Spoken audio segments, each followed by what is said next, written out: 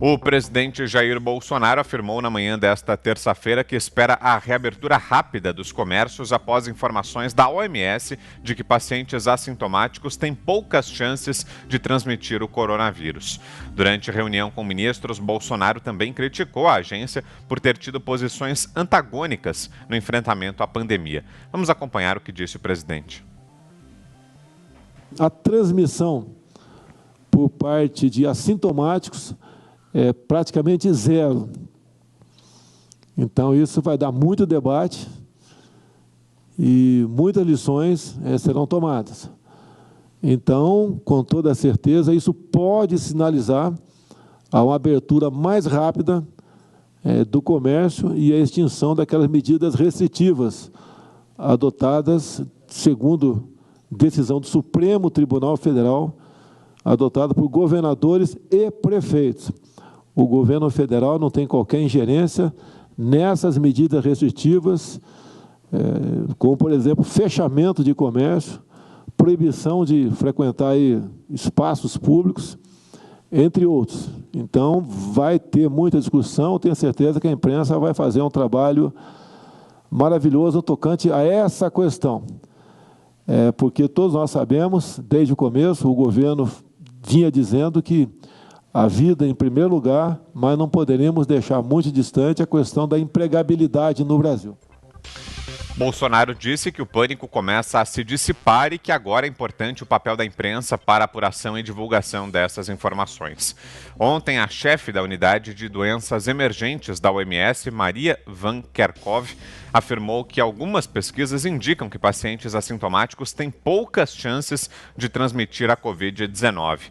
Após a repercussão, a OMS mais uma vez recuou em suas falas e disse que há registros de transmissão da doença também por pacientes assintomáticos, mas que ainda não sabe a dimensão desse processo.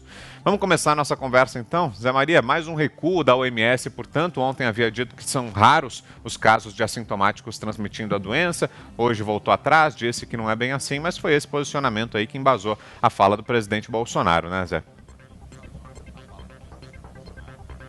Exatamente.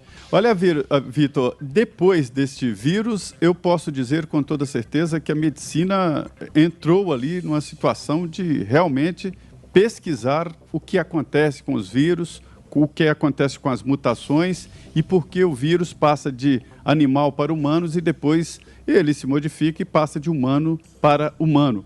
Assim, esse é o grande desafio, né? Assim, todos saberemos como lidar contra um vírus desta natureza. E eu que achava que o grande problema futuro seria de uma superbactéria, algumas superbactérias que já existem, que principalmente que ficam em hospitais e tal, elas são resistentes a antibióticos e provocam um grande desafio também para a medicina, através de antibióticos que possam matar estas superbactérias. Mas não, o velho vírus, volta a ameaçar pelo menos parte da humanidade. Agora, com toda certeza, o que se pode dizer até hoje desse vírus é de que ninguém sabe de nada. As consequências desta pandemia, elas ainda não estão medidas, nem metade. Ninguém sabe nem quais serão as consequências da pandemia na economia. Com relação aos organismos internacionais, houve muito desencontro. Primeiro, com material de proteção individual, né? Disseram que não era para usar máscara, disseram que usar máscara era até pior, só profissionais de saúde é que deveriam, e depois veio a ordem para usar máscaras. E está virando lei, o Congresso está votando uma lei que obriga o cidadão em locais públicos a usar máscaras. Será uma lei federal, né? E outros erros aí durante esse processo. E agora vem a história dos assintomáticos. Na verdade, existe uma fase do pré-sintomático que é o período de incubação do vírus. O vírus chega no organismo e ele tem um período de incubação. O coronavírus vai ali entre 10 a 14 dias, né, em que ele não tem sintomas, porque ele está se adaptando e reproduzindo, e quando vem os sintomas, aí a situação já está grave demais. Os médicos e enfermeiros que trabalham no dia a dia já descobriram ali medidas, né, para encarar o vírus, pelo menos em parte. Uma delas, e foi o outro erro da medicina e, evidentemente, da orientação do OMS, é de que todos só deveriam se dirigir a um hospital quando os sintomas aparecessem, e os sintomas mais graves. Agora já se sabe que a intervenção antecipada é fundamental, ou seja, antes dos sintomas, as pessoas devem procurar os hospitais e os médicos devem tratar o paciente antes de entrar na fase mais aguda. Aquela história de respiradores, que a gente falou, respiradores, aquilo ali é a última instância. E são raros os que entram no respirador que voltam, né? A exceção. Então, tem que tratar antes. Essa abordagem já está sendo admitida. Então, essas idas e vindas mostram que ninguém sabe exatamente o que fazer e que todos esses dias, mais de 80 dias em que passamos reclusos, né, em que passamos de quarentena, foram jogados fora, segundo a orientação da própria OMS, já que o assintomático não transmite. Se ele não transmite, é só fazer a quarentena dos que estavam doentes. Eu ouvi do Osmar Terra exatamente isso, de que durante toda a história da humanidade, em todas as doenças, cólera, aqui no Brasil, meningite e outras, o que se fazia? Quarentena para os doentes. E inventaram que a quarentena tem que ser para o cidadão sadio, né? Então ficou muito estranho e ninguém sabe exatamente qual é a verdade, porque não sabe mesmo, é um vírus novo e que vem de uma forma totalmente diferente, Vitor. E aí, Augusto, mais um recuo da OMS, então? Eles não sabem nada, nunca souberam, né? Mas não param de falar. Não param de falar. Você pega a OMS, o Zé citou alguns exemplos de declarações contraditórias ou de idas e vindas. Tem também a história das luvas. Lembra? Há pouco tempo aí, luva era a máscara de hoje, né? Tinha que usar. Porque na superfície, aí começaram a falar do supervírus, porque na superfície ele sobrevivia em qualquer superfície por tantas horas, aí se tivesse mau tempo, 3 horas, com um sol, 5 horas, um monte de teorias que jamais serão coonestadas aí por algum estudo, aí, nem faz sentido pensar nisso, né? Ninguém é contaminado pela superfície, não sei de caso nenhum. A contaminação é sempre direta, de infectado para a pessoa que está exposta a ser infectada. Pois bem, a OMS não sabe nada, falou o tempo todo, e os médicos também. Os médicos também, quer dizer, ficou evidente que quarentena, como disse o nosso prefeito de Marília, quarentena não é vacina. Isso nós constatamos, isso é correto. Desde sempre nós constatamos, mas foi tratada como vacina por meio mundo. Você, num primeiro momento, os integrantes do grupo de risco, esses precisam ser protegidos, tudo bem, esquece essa parte. Os demais, que você faz a quarentena para os outros, que é para ver se um sistema em escombros, sistema de atendimento à saúde, em frangalhos, ele consegue ficar de pé para que haja leitos de UTI para quem precisa, né? E as pessoas vão acorrer aos hospitais. Ao mesmo tempo, o sistema está em frangalhos, acontece o que anda acontecendo em vários lugares do mundo e do Brasil. A verdade é que nenhum país estava preparado para isso. Mas o Brasil, como sempre, estava numa situação de primitivismo muito mais assustadora do que em qualquer outro país. Pois bem, agora, depois de 70 dias, é o seguinte: se ainda não conseguiram respiradores, se ainda não conseguiram testes, se ainda não conseguiram leitos de UTI, aí vão conseguir quando? Que você vai ter a quarentena eterna? É a mesma coisa que você, estando numa guerra, você fica na trincheira ali para sempre. Você não avança, não recua, então uma hora você vai ser atropelado pelo exército inimigo. Então é hora de começar agora essa abertura que comporta riscos, implica cuidados, tudo bem. Agora, não podemos, de novo, continuar a aprisionar, algemados pela epidemia do pânico e do medo. As cidades que vão abrir, em qualquer aumento do número de casos, já começa a gerar medo em prefeitos menos corajosos. E, claro, esse medo é estimulado, como sempre, pelo jornalismo de velório, né? Que é o que é praticado hoje no Brasil pela imprensa convencional. Então começa aquilo, não, abriu, surgiram tantos casos, muito simples. Alguns casos surgirão mesmo pela contaminação, é claro. Você vai ter mais pessoas expostas, aumenta o número de casos confirmados e também aumenta o número de óbitos.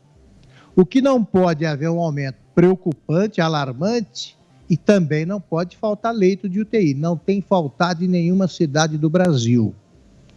Agora, por que você tem mais casos confirmados? E isso a imprensa de velório, repito, o jornalismo de velório, repito, ele sonega aos interessados em boa informação, em informação correta. É porque agora estão testando mais. O Brasil demorou semanas, perdeu semanas esperando a chegada dos kits para exames. E agora para testes, e agora estão testando. Se você testa mais, como se viu nos Estados Unidos, em tantos outros países que conseguiram fazer testes maciçamente muito antes que o Brasil, você tem um aumento de casos, claro. Mas isso a imprensa só nega. Ela diz, não, abriu, aumentou o número de casos. Pois já cidades e estados inteiros provando que é perfeitamente possível avançar agora. Aliás, não nos resta alternativa. A quarentena não é vacina, está provado. Se a gente continuar entrincheirado em casa, também não escapa de nada, como se viu aí pela história dos assintomáticos. Então tem, como diz o Guilherme, desde a primeira participação dele aqui nos Pingos, você tem que deixar a turma sair, o pessoal que não é de grupo de risco sai, você tem mais casos confirmados, você vai ter mais óbitos, mas é o começo da caminhada em direção à luz. É por aí, o vírus não vai embora. Se você esperar o último embarque de um vírus rumo à China, de volta ao país natal, aí você vai, sem reduzir as proporções do desastre sanitário, você vai acrescentar um desastre econômico muito mais letal que o coronavírus. Ô Fiuza, sobre a OMS, inclusive o ministro das Relações Exteriores, o Ernesto Araújo, pediu também investigação sobre o trabalho do OMS aí no controle da pandemia. Fiuza.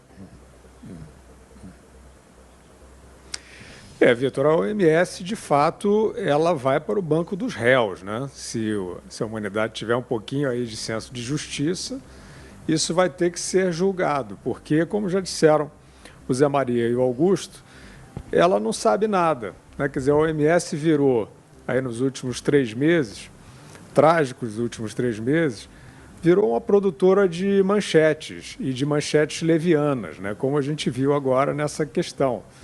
Uma pessoa dá uma diretriz, né? Os assintomáticos não transmitem. Aí vem uma outra pessoa em 24 horas, uma outra diretriz. Não, transmite sim, mas a gente tem que saber quanto. Ou seja, eles não sabem nada. É um chute atrás do outro. Aí você começa a voltar para a questão do conhecimento médio sobre enfermidades, sobre epidemias, que é o seguinte, em geral, quem está mais sintomático está transmitindo mais. Isso não é uma regra, não sou médico, mas em geral é isso. Quem está assintomático pode, inclusive, não estar contaminado. Muitas vezes, no caso do coronavírus, não saberá que está contaminado. Esse dado também sumiu, essa perspectiva da imunidade de rebanho, que é fundamental, e você só consegue superar de fato a pandemia com gente circulando, e isso foi barrado, e isso sumiu. Quer dizer, assim, você realmente, a possibilidade de ter, como o Augusto estava dizendo, eu tenho insistido nesse ponto, a possibilidade de você ter os saudáveis infectados, sem sintomas, não é que ela seja neutra, ela é essencial. Isso foi negado ao mundo pela OMS, porque a OMS é mãe da diretriz do lockdown. Depois ela rebolou, ela refluiu, ela disse que podia não ser bem assim, que podia flexibilizar em áreas socialmente vulneráveis, mas o fato é que, para quem se apavorou, para quem se deixou acuar e para os ratos, né, que nós estamos vendo, os superfaturamentos, o covidão, etc., isso aí foi uma mão na roda, essa diretriz. Fique em casa, essa ética do fique em casa, ela é uma ética muito problemática, né? Estamos aí agora com a constatação de que possivelmente até estamos adiando, né, prolongando o ciclo da epidemia por esse excessivo trancamento. Então, a OMS é isso aí, ela tem que ser, de fato, investigada aí para frente, mas o mais importante agora é a gente superar o tabu do lockdown, né? Tem muita gente com medo, tem muita gente continuando a achar que é irresponsável. Tem que circular com responsabilidade e preservando os grupos de risco para a gente começar a mandar embora essa epidemia.